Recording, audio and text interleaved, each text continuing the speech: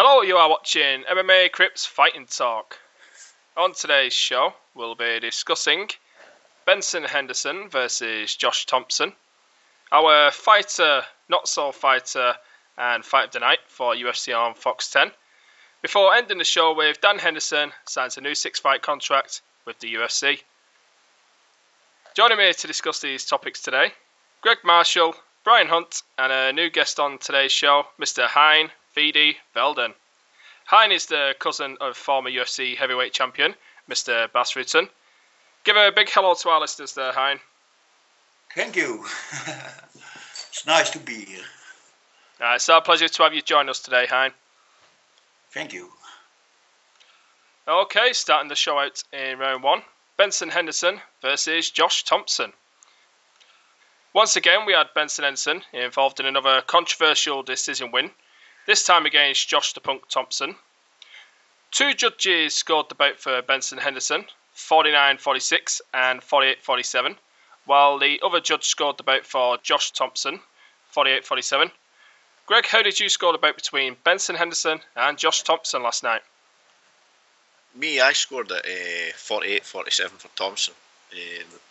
I had Thompson winning rounds 1, 2 and 4, Henderson winning 3 and 5. 5 I thought was close as well. I came close to giving it to Josh as well, if I'm honest. There's been a lot of talk about being controversial and a robbery and whatever though, but again, it's just another one of these fights that's close, nothing else.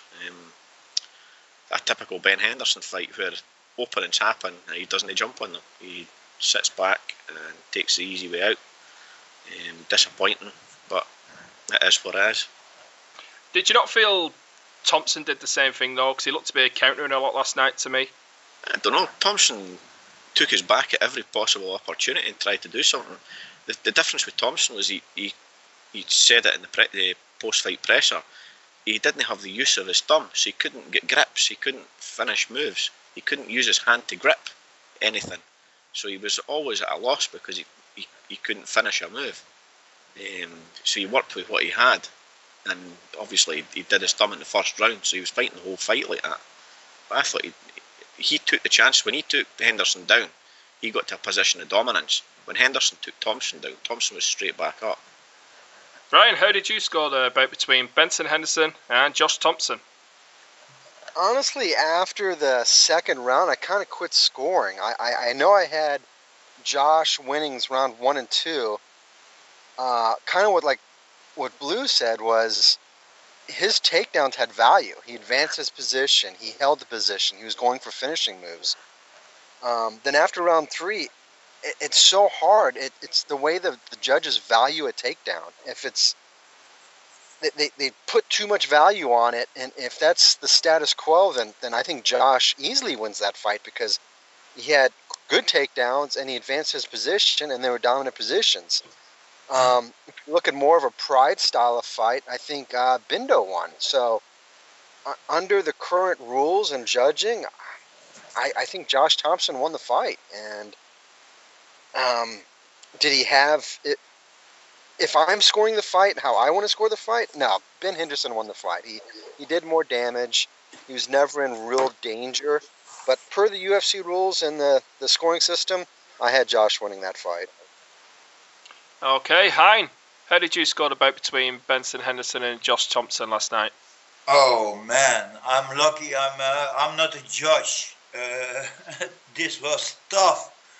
It was a good fight. I don't know how the score works, but yeah, I think Henderson won the fight. Okay, the other guy broke his hand, and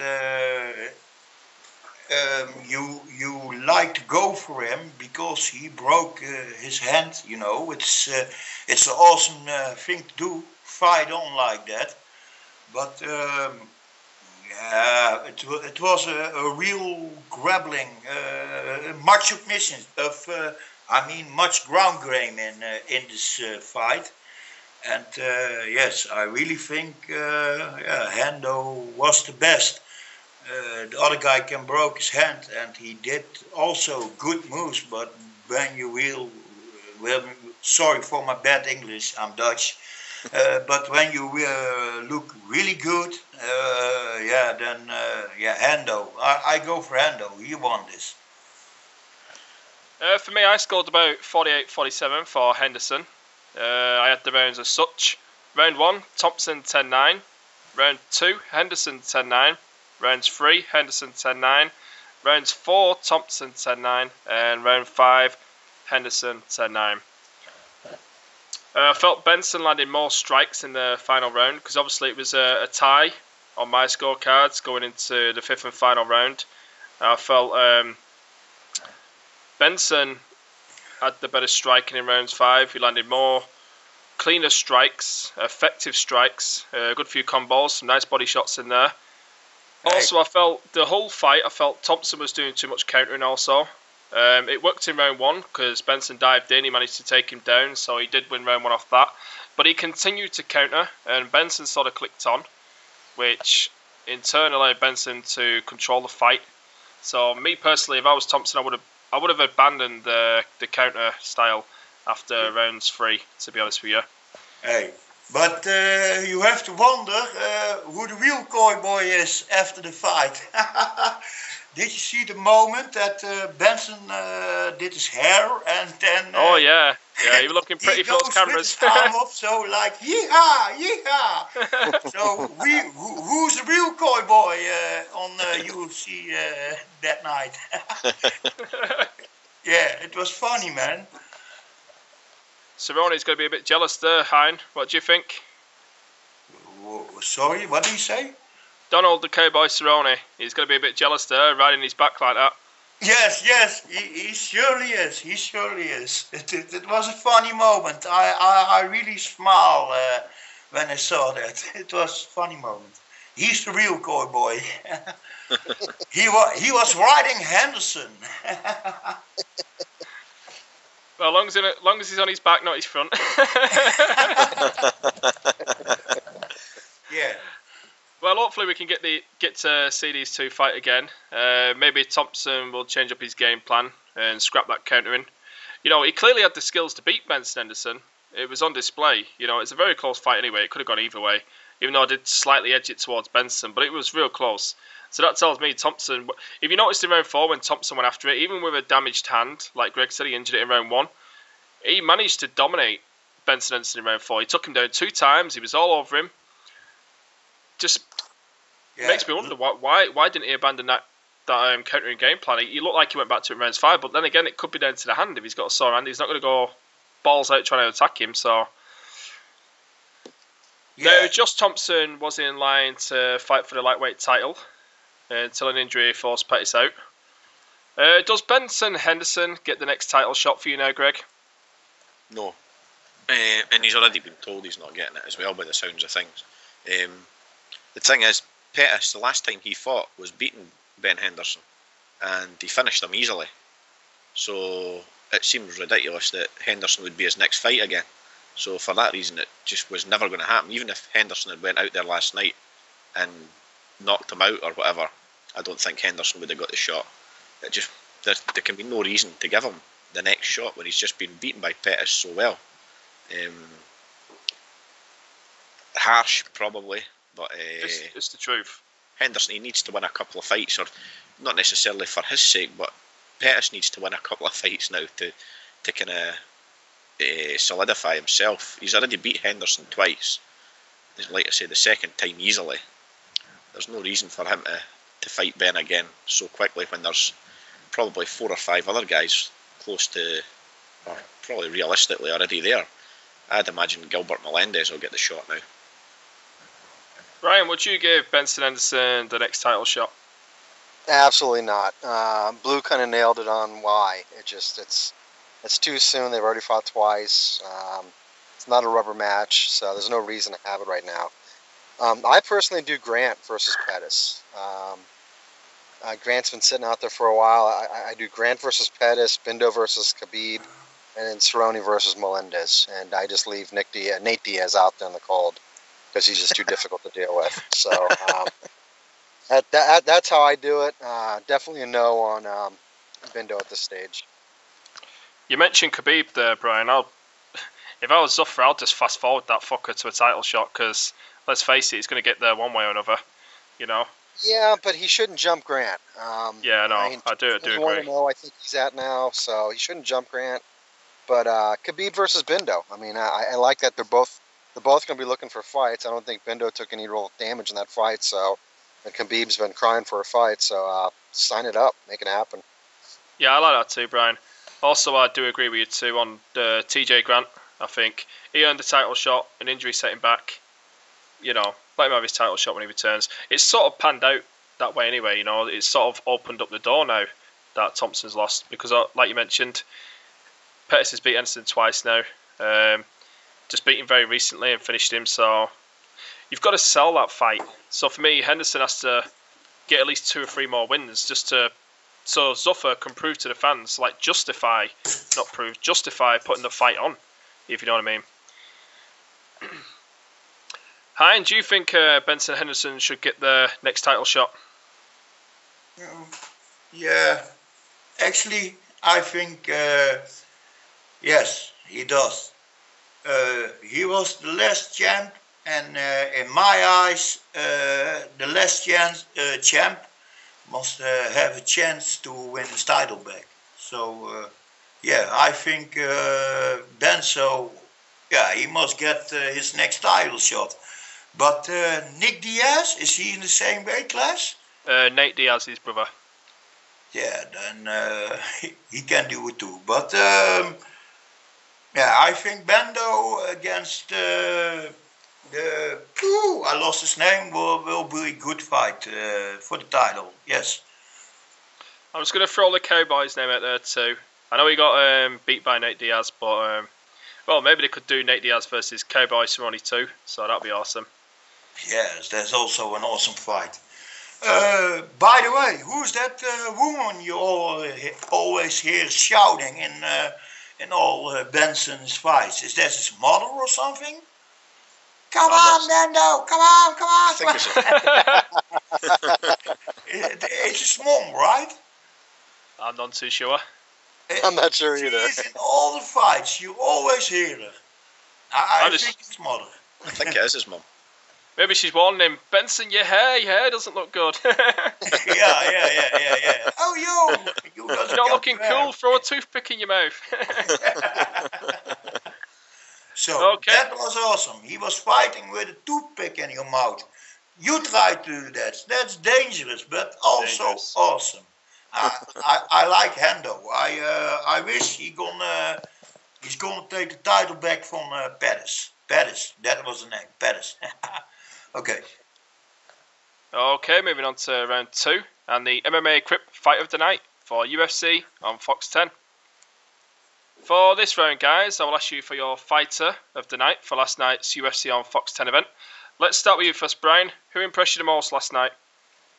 God, it's a toss-up between Linland and Khrushchev. Khrushchev, is that right? And I don't think anybody wants to fight this guy in the last 30 seconds of a round. Last 30 seconds of a round, this guy is just crazy. And he really, his striking, his kicks, Hines could probably respect him in that aspect.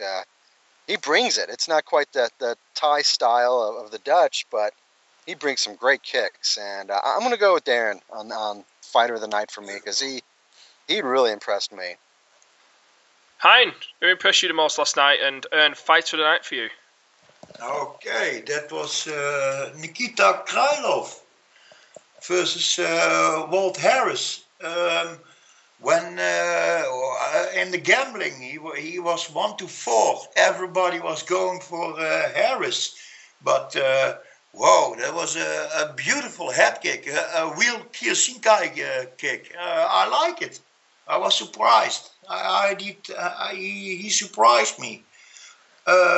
Is he from Red Fury? Don't you know? His promotion? I'm not too sure about that, Hein. No, but yeah, it was Nikita Krylov. I really like it. I like underdogs, you know.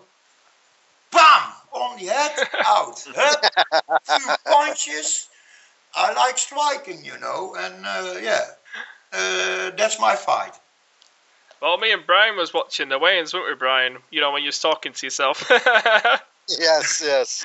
And I was like, shit, I picked him in the contest, and now he's like out fucking weighed by 20 pounds. I was like, shit, there's me losing points. But he actually turned it around and won. I was really shocked when he won in round 1 from head kick KO.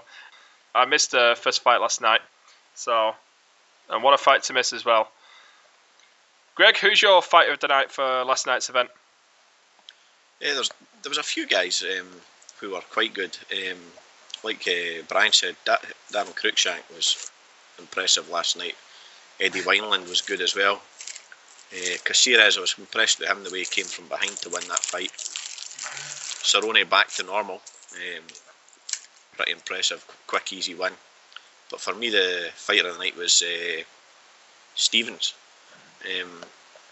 He's made a good move going down to 145. He didn't finish Elkins, but he absolutely dominated him from start to finish in the fight, and he's moved himself right into the top 10 in the 145 division now. I think Stevens was good last night, and he's made a great move for his career going to 145.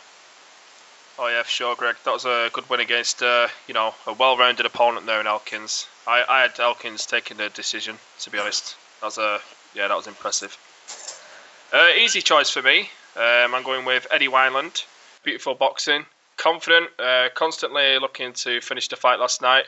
Also, I liked his patience in the finish. He didn't try and rush the finish. He took his time. He steadied himself. 10 out of 10 performance for me. You couldn't ask for more of you as a coach. Possibly put his hands up a little bit more, but he's got cracking head movement, foot movement spot on, so it's not really an issue. Okay, moving on to round 3. MMA Crypt NOT fighter of the night on UFC Fox 10. Pretty simple this one, guys. Who was last night's underachiever and someone you felt looked pretty shit and terrible last night? Let's go with you first, Hein. Yeah, same story. Walt Harris. He was going to win that fight, and he was down in 30 seconds. I don't know how long it took, but he was down very fast. He was 1-4, and he lost. So yeah, he really disappointed me. I have a thing going on in my group to vote, and I voted for him, and yes, it is his fault. I don't have a perfect vote, so it's he disappointed me. Yeah. Greg, who was your not so fighter of the night for last night's event? I'm going to go controversial and say Benson Henderson. A guy who was trying to get himself a title shot and didn't grab it. He just didn't go for it. There was other guys in the card who were probably worse than him, but Ben Henderson had such a big target there, and he just failed to make the effort to grab it. And it was right there, and he didn't go for it. So for that reason, I'm going Ben Henderson. Ryan, who was your not so fighter of the night? Henderson's a good call. I mean, that's not my guy, but he's really doing the GSP model. Just enough, and I'm not a fan of that either. I used to be a huge fan of Bendo, and he's just doing just enough. So, but no, I was really disappointed in Gabriel Gonzaga. Who is this guy that showed up last night? This is the guy who used to fight in the UFC 3-4 years ago. Just no show, and he never tried to win the fight. He just tried not to get hit for most of the night, and against a striker like Stipe, it's not going to work. And I was expecting more of a slugfest out of that fight, and Gabriel just looked like he was just trying to get out of the fight and trying to make it 15 minutes, and that was disappointing because he looked really good in the last 4 out of 5 showings. So that was my not so fighter of the night. Yeah, I'm with you, Brian. Round 3, like the first round was pretty close. It was actually a tough first round to score, to be honest with you. But in round 3, like you mentioned, he just didn't look like he wanted to win the fight. As I sensed that in round 3, it just looked like he was just riding at the clock in a way. Just not trying to get hit, just waiting until the round end and lose the fight by decision.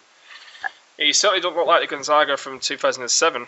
But even before he got the title shot against Randy Couture, which he didn't exactly look too impressive in the Randy Couture fight, but he had a couple of dodgy performances before the Crow Cop fight, to be honest. So, like you mentioned, he has looked good in his last couple of fights, but I've heard a rumour that he's on TRT. And if he was on TRT for those fights, and that's how he looks when he was using it, and this is how he looks when he isn't using it, what does that say about TRT and the role it's playing in, fighters' endurance and performance come fight night? Okay, moving on to round 4, MMA Crypt Fight of the Night for UFC on Fox 10. For this round, guys, I will ask you to give me your fight of the night for UFC on Fox 10. Let's go with you first, Greg. Who was your fight of the night? It was quite a tough one. I didn't think there was no fight really stood out for me as being great last night. None of them at all. There was a few I thought could have been, but none of them really stood out. So for me, I'll go with the same one that the UFC went with, Caceres Pettis, just because it was reasonably decent, and I liked the way that the fight finished, where Caceres came from behind. Other than that, there was no fight really stood out for me last night. Yeah, I really like that fight. It was like, if you watched at the end of like round 2, it was like something out of Mortal Kombat. They both started doing spinning kicks at each other. Yeah. But I tell you what, one thing I noticed is the striking really opened up. It's like the more flashier Pettis tried going, the more flashier Caceres went. It's like they loosened each other up in a way. The more Pettis loosened up, the more Caceres loosened up, and it just turned into a really exciting fight. They're both very innovative strikers, very creative, the pair of them. And when you get two fighters like that, but then they let it all loose and they let their hands go, absolutely beautiful. It was basically a rookie mistake that Pettis made. You don't go for an heel hook right at the end of the fight, especially if you're not sure. And against a guy like Caceres, simply just got out and took his back. There's so many things wrong with heel hooks. Even some fighters don't go for heel hooks because it opens up so much to your defense. Like, people can strike you, they can advance in positions, you're going to be a step behind, You're right, though. You was going to say something there, Greg? Yeah, you say it was a rookie mistake, and he is a rookie. That's the problem. Exactly. He's probably in too early, but he'll learn from it. Yeah, for sure. Loads of potential shown last night. Yeah. Brian, what's your fight of the night last night? Same. Just, it was the only fight that the outcome was somewhat questionable, it seemed like. Everything else, once you got in the rhythm of the first round, it looked like that's how the fight was going to kind of go. Minus the title fight, and that was kind of a flat fight for me also, but this fight changed action a few times. Pettis really kind of owns the first round, and then Alex gets the good knockdown in the second round, so it went back and forth. It wasn't a great fight. Pettis shows a lot of upside. He really, really does. And I think we all want to kind of knock down Bruce Leroy for the silly name, but he keeps showing up and he keeps looking halfway decent. So that was my fighter of the night if I had to pick one type of fight. Well, that's 3 of us now, guys. Hein, are you going to make this unanimous for Pettis and Caceres? Yeah, that was a very good fight. I like it. It was a nice submission at the end. Another fight, my fight of the night, is Donald Cerrone against Martins. I really love head kicks. Yeah, it was a good fight, and the way he did it, he the first few minutes he was looking for an opening, and then the moment was there, and kaboom, out. And a lot of respect, because he kicked him, the opponent went down. Normally they go bam, bam, bam, bam until the referee comes in, but he didn't do it. He kicks him to the head, he saw his opponent was out, and he quits. That was... the Pet's Brothers fight was awesome, but that fight was more awesome. My fight of the night is then Donald Cerrone versus Adriano Martins. That was my fight of the night. Moving on to our fifth and final round, Dan Henderson signs a 6-fight deal with the UFC. Dan Henderson apparently took less than half of his previous contract to sign with the UFC. We all know Dan left the UFC last time after beating Bisping and apparently was asking for too much money. He sort of went away and proved a point that he was worth the money he was asking. He knocked out Fedor and wrapped up a good string of wins in Strikeforce. Dan seems less than keen to take this route this time. Brian, what's your thoughts on Dan Henderson signing with UFC and taking half a pay cut? Good for him. He knows, he's learned what his market value is. As far as the UFC side, is Hendo starting to show some signs of a fighter you can't count on. He's getting injured at camp a little bit more. A couple of fights have been called off because of him, and so there's certain fights out there that are going to be great fights for him. He's not part of the title. He's not part of that, but he's good for fun fights. And I don't think I need to see him at middleweight anymore, but at light heavyweight, he's still a fun fight for me. Well, it's funny you say that, Brian, because he's only won one since he's returned to the UFC, and he came back as a real contender for the title. And he's literally lost that mystique about him now. He's not viewed as being in the title picture or anywhere near close. Even if he dropped down to middleweight, that would push him maybe top 5, with a bit of interest. But light heavyweight, he's pretty much all but done. He's turned into a one-dimensional fighter. Back in his prime days, he had his good wrestling, and then he found the power. But once he found the power, and it's crazy power. I mean, it's really great power. That's all he's looking for, and he's just chasing guys around, looking for that one punch, looking for that one punch, looking for that one punch, and that's all he brings into a cage now. Now, if he gets somebody like Bisping and he lands it, we all jump for shit. We all get really excited, but No, we don't. well, us in the U.S. get really, really excited about it. You guys get kind of crushed, but that's all he brings, and it's sad to see. Power is the last thing to go for a striker, and they're always going to have it. And we'll see what he does. He's good for exciting fights. Just you can't count on him to answer the bell every time because he's getting older and injuries, I think. Yeah, he used to be always fast and scrappy in the past, didn't he? And sort of like brawling boxing style. And he just, the last few fights, I know they've been against top level fighters, but he just seems to be a step behind. He's ready to. Normally, when you fight Henderson, you hit him, he hits you back about 2 or 3 more times, and he comes charging at you like a bull. He's very fast on the counter striking. He's just not looked fast. They seem to hit him and then get out before he can hit him back. And he just looks, he's left a punching air.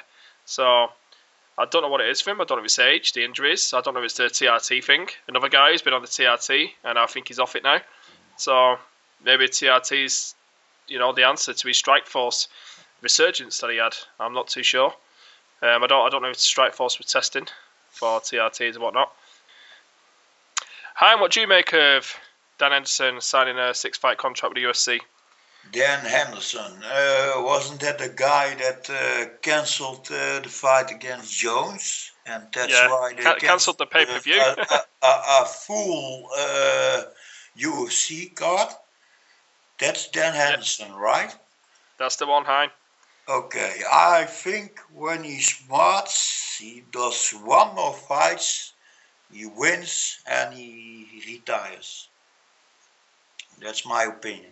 I don't know. I tend to agree with you there, Hein. He's signed a 6-fight contract. I don't see him going past his next fight, to be honest with you. Yeah, I don't know. I think he's going to destroy his name with these 6 fights. To tell the truth, he's too old. Everybody's getting too old, and he's in the game too long. I think he cannot do it anymore. Yeah, he had great times. He knocked out Fedor. Big props to that, but I don't know. I was so disappointed when he cancelled the fight against Jones, and He did some real good fights. Remember, he was in Pride. He's one of the first fights out there, but I really think it's time for him to retire. Do one more awesome fight to one of the big guys and win and then retire. Be smart.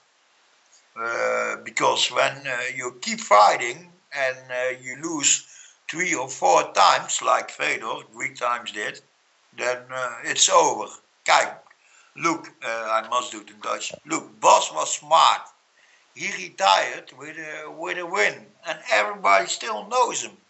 So yeah, if I was Dan Henderson, I will do the same.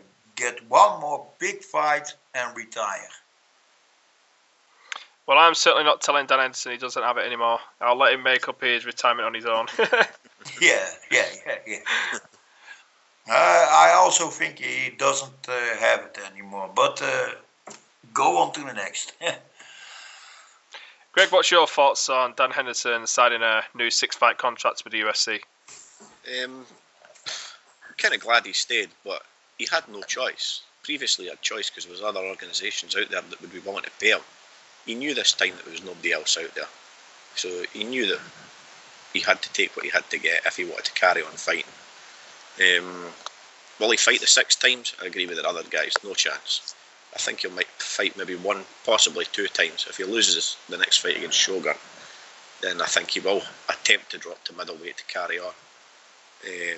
Whether he'll manage that, I don't know. He is still on TRT. He was off it for the Rashad fight because the Canadian Commission refused him. But he was back on it for the Vitor fight. He's picking up these injuries because he's old. And the TRT is getting him through training, but his body can't live up to it. He should be quitting fighting. But because these guys are being allowed to use this TRT, this guy's carrying on fighting when he should be quitting. I do like to see him fight, but he's on a 3-fight losing streak. He's never looked like winning any of the fights. Like Brian said, he's there for fun fights now, nothing else. Shogun fight's been made up perfectly for that, just a fun fight, a rematch between the two, because it was a war, and Shogun's the perfect fight for him because he's going to stand there and just bomb them. Whereas the guys that have beaten Henderson lately, they know that they know not to fight stupid. If they stand there, he's going to catch them with that big right. So they stand outside the pocket. Shogun won't do that. Shogun will be right in the pocket. So that's the kind of fights Henderson will have if he carries on. But I have a feeling he'll only fight 1 or 2 times. You mentioned the Shogun rematch there, Greg. That will be his next fight at UFC Fight Night 38. That takes place on the 23rd of March. What do you make of the rematch between Shogun and Henderson there, Greg? Do you think it's a good fight for both fighters? It's a good fight because they're both not relevant in the division anymore, to be brutally honest. But they're still big names and they're still exciting to watch, especially Shogun. It is a decent fight to put on at this stage in both their career. It will be a nice fight to retire with, a win over Shogun. That will be a nice fight to retire with. Yeah. A win over Shogun. Yeah, it won't be so nice for Shogun. He's pretty much, if he loses his next one, he's probably cut too. Yes. It's a bit of a lose-lose there, isn't it, though, guys? Shogun's got the option of dropping down to try and carry on as well, but I think it'd maybe be worthwhile both of them considering quitting after it, win or lose. Alright, Brian, what do you make of the rematch between Shogun and Henderson? Can't complain. The first fight was so freaking epic. I mean, it's and it wasn't that long ago. So I like it. It makes sense as far as not having any value on any division. Just it's a fun fight, and that's the kind of fights he's going to have. And I kind of think when Anderson Silva comes back, those are the same style of fights. So this is something we should try to get used to. Is fights. The UFC used to call them super fights back in the day. The fights that weren't in the tournament, and I don't know if we want to call them super fights, but they're fun fights. As long as they don't turn into circus fights, I think we'll be okay with them. fan fights. Yes, yeah, fan fights. It's a good way to do it. Yeah. That was sort of like Rich Franklin versus Dan Henderson back at UFC 93. Henderson was, it was sort of like a fans fight, that one. They didn't know what to do with Franklin, didn't know what to do with Henderson at that time. Same with Rich and Chuck. That was the same kind of thing as well. Okay, that's a wrap for today's show. To any listeners, be sure to check out MMACrypt.com and enter Suicide Pool 15. We start the competition out in round 1 next week with UFC 169, Barrow versus Faber event. Simply pick one fighter to win from the main card. If he wins, you are through to round 2. If he loses, then you are eliminated. The competition will run until one player is left standing. From MMA Crypt's Fighting Talk, thank you for watching.